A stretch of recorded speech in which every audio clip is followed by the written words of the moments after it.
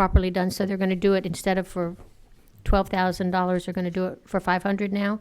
Yes, ma'am. And that just seemed like a big change. And we just went through a hurricane in South Georgia, and a lot of buildings were not up to any kind of standard. I just want to make sure someone is still going to be watching how they're built. We do not want them to be subject to the tornadoes and storms. And sometimes it's just so poorly built, it blows and damages somebody else's property. So that's one of my concerns. I agree wholeheartedly, Chairwoman. The purpose of this bill is to give some incentive to our farmers, but ACCG had proffered the idea of just completely exempting them from getting permits.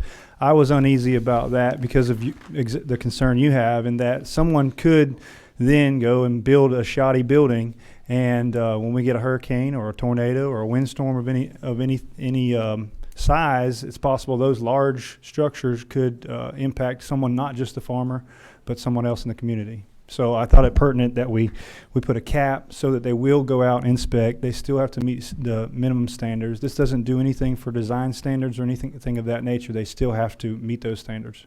Thank you. Ms. Jan, are you 29? Yes, I am.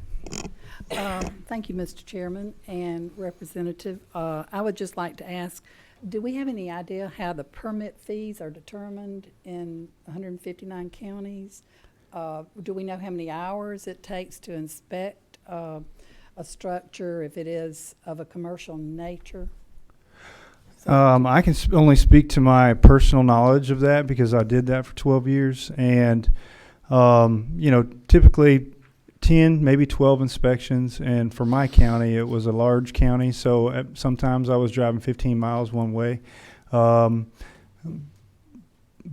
I think ACCG even said it in their testimony last time. This is not a money maker for them. It's supposed to be a break even for them. But I can tell you that inspecting that dairy, I didn't do $12,000 worth of work. You go out, you do your inspection, you go back to the office or go to your next inspection. I don't know what each and every county does. I do know that there is no uniformity throughout the state except for the state minimum standard. So that's the only thing I can speak to, Mr. Chairman. We do have with ACCG. Yeah, go ahead. If you want to make a comment, please, sir. Thank you, Mr. Chairman, members of the committee. I'll be real brief. Clint Mueller with ACCG again. I was not the ACCG representative here last time. I do just want to, again, reiterate our concern really is this is not sort of like a tax break. This is a regulatory fee. And in current law, we are not legally allowed to charge a regulatory fee beyond what it actually costs to do the regulatory work. And if we are doing that, and I'm not saying there aren't local governments that have done that in the past, somebody should take them to court. We've actually had, I know of court cases where somebody's been taken to court and the courts have said, yes, you've proven that the cost that they're charging for regulation is more than what they're actually spending to regulate you. And the court should overturn that if that's the case. But we want to make sure that this is a break even and we're not subsidizing this through general taxation, because regulatory costs, by their very nature, the people that are benefiting from the regulation, in this case maybe a building permit, they should be the ones paying it. And so they are, it's done different in different counties and cities. We've got some counties and cities that obviously do inspections to a greater extent than other places in the state. And again, the size of the building makes a big difference in the cost, depending on how many times they have to go back. An industrial complex or a commercial type facility is going to take a whole lot more inspection than, say, a residential home. So anyways, we again continue to have concerns with this legislation, even with the $500 cap. Thank you, Clint. Hang on, there may be a question if you don't mind. Sure. Winfred, you got one for Clint? Yes, sir, Mr. Chairman. You say so there is a cost that is associated to doing the inspection? Yes. Does $500 cover it, or do you think $500 will cover a $1.5 million facility? So in our budgets, you can see actually what, say, building inspections cost, so that you can see what the county spends every year to do building inspections. You can also see the revenue from the permitting fees, and those fees should not exceed the cost of providing that service. Now, on an individual basis, if you look at, maybe you feel like you're being overcharged and somebody else is being subsidized, you can challenge that too. But that's a little bit different issue. But the total cost of regulation should not exceed, the fees coming in for the regulation should not exceed the total cost of regulation. So, and then that's all, you can see that information in their audits. So if one group is being charged, or we used to charge $15,000 to do a ag facility, and now we're charging $500, which is a $14,500 shortfall. Where does the rest of that money come from? Well, my guess is they're going to have to up the fee on everybody else. So everybody else that's being regulated is going to have to pay actually a higher fee than what it actually costs for them to be regulated, because they've got to make up the difference. It's either got to come from the other people being regulated, or it's got to come from the tax base. I guess that's another option. You can pull it out of your general fund taxes, and the taxpayers can subsidize it.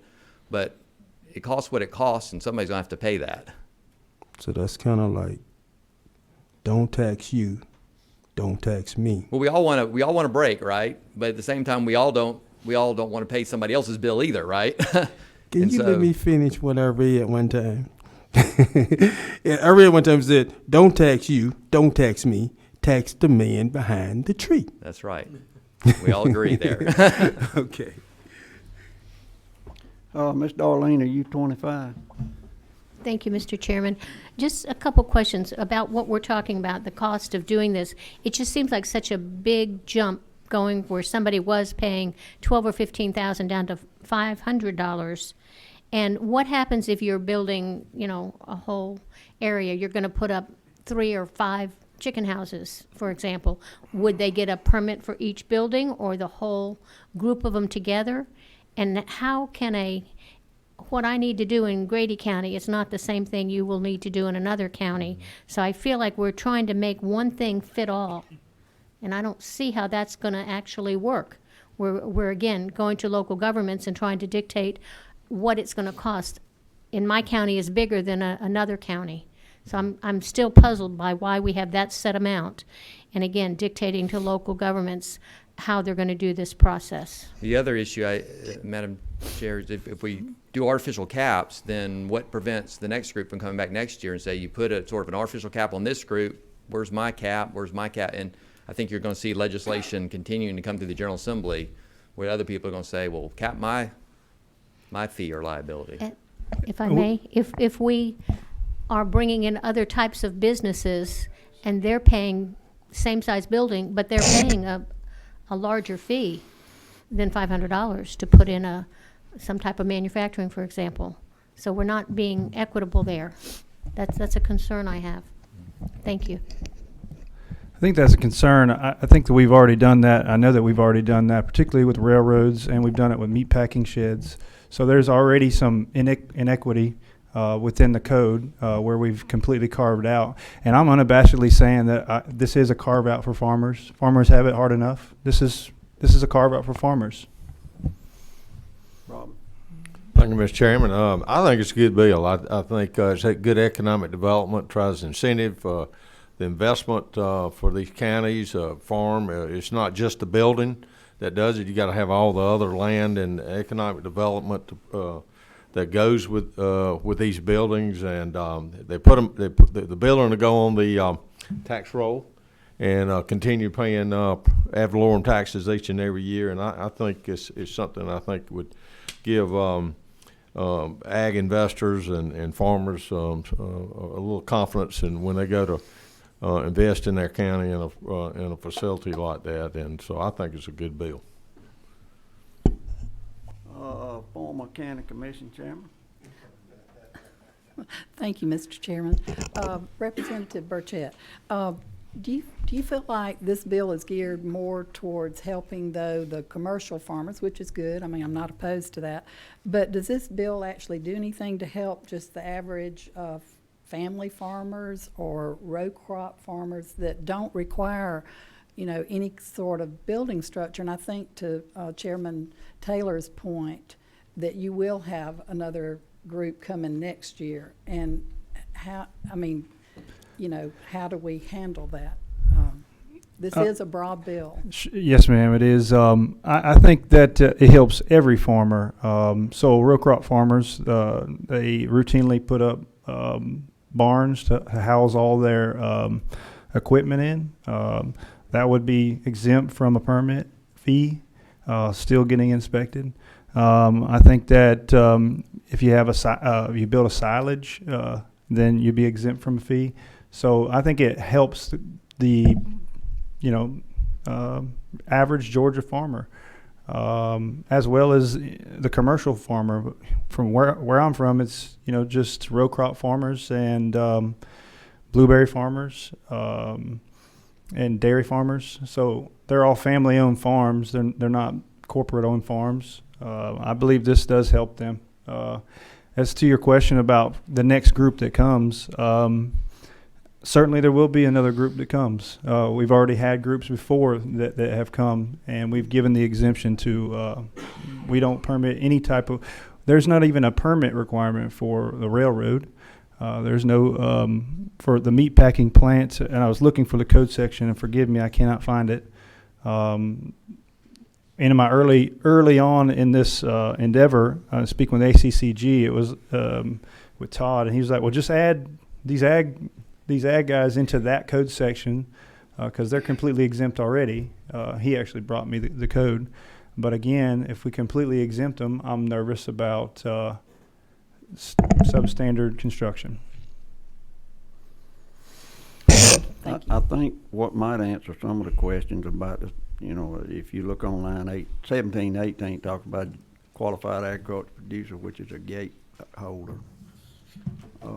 That's not a manufacturing plant or a super large farm that some of the questions may be questionable about.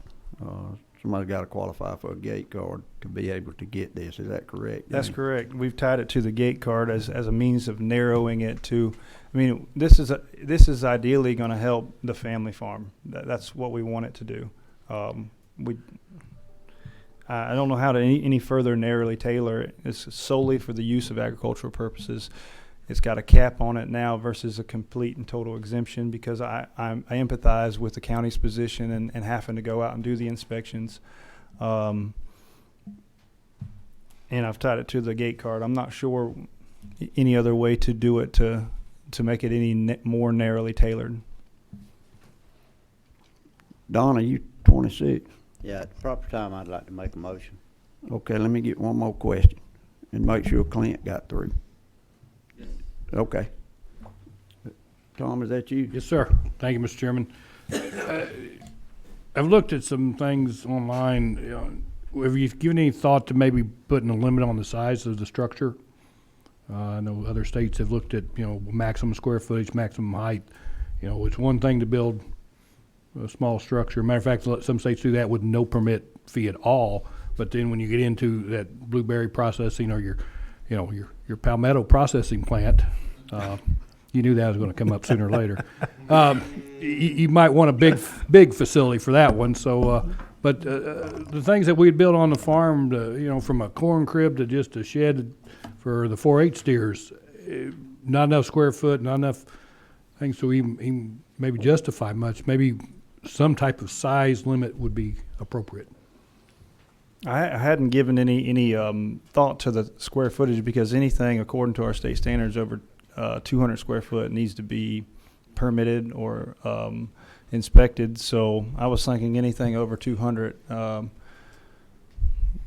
haven't considered putting a limit on the square footage. Nothing else flashing, Don? I make a motion to pass. Got a motion and a second. All in favor say aye. Aye. Opposed, no. You want to count? All right. Thank y'all. Thank you, Mr. Chairman. Thank you, committee members. That's Bill 886. I know Andy has worked on this thing with different groups in the last couple of days, right? Yes, sir. You might have a few people who want to talk on it, so.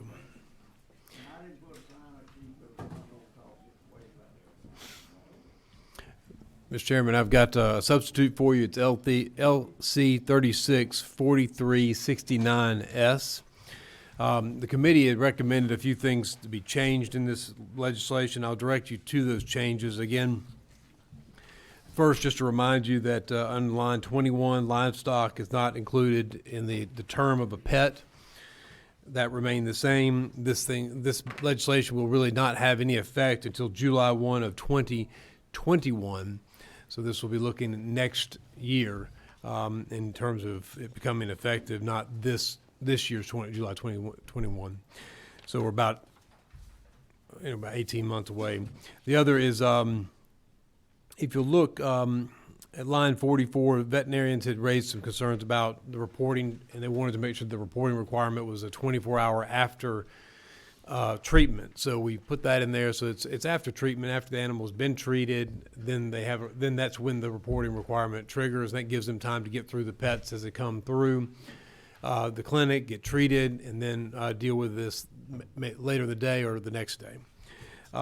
Line 62, you'll see that nothing in this code section shall be construed to, and then I list the things that were exempt, and this was comments from the committee. Number one is the Good Samaritan provision that says there's no civil or criminal liability for the person who's not the owner of a pet who gratuitously and in good faith renders assistance to a pet, takes the pet to veterinarian for treatment.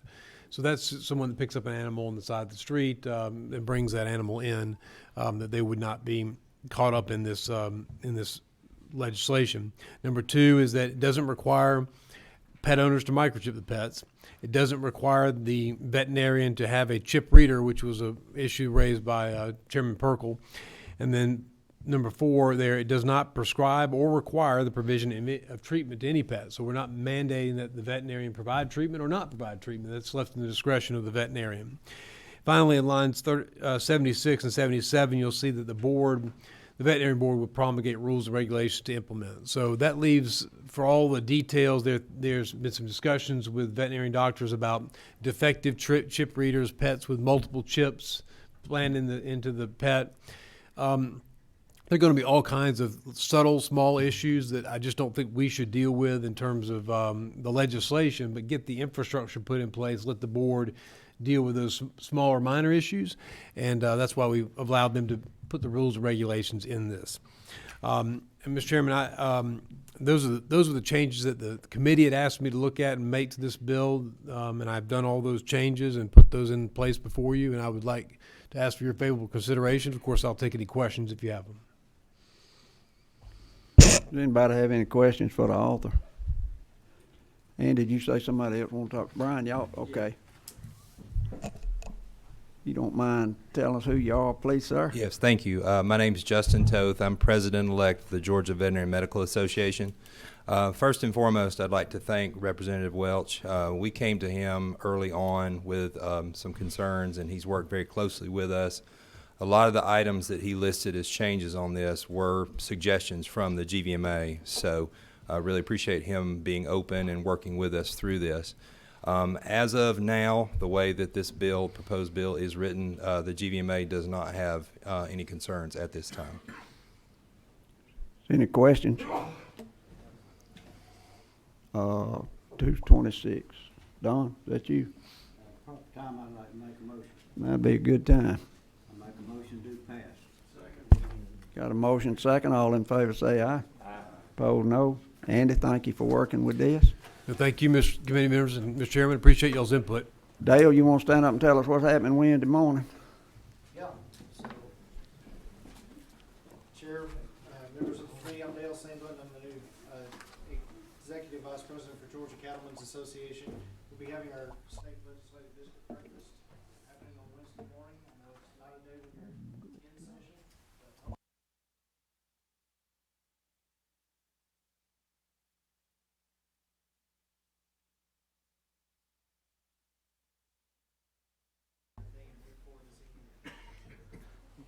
Thank you, Dale. Anybody got anything else? We're not in session Wednesday, but it'd be worth showing up at 7 o'clock in the morning. All right, thank y'all. And look, pay attention. We may or may not have a meeting Wednesday morning. We got to see where we're at with some of this stuff. But thank y'all for hanging around.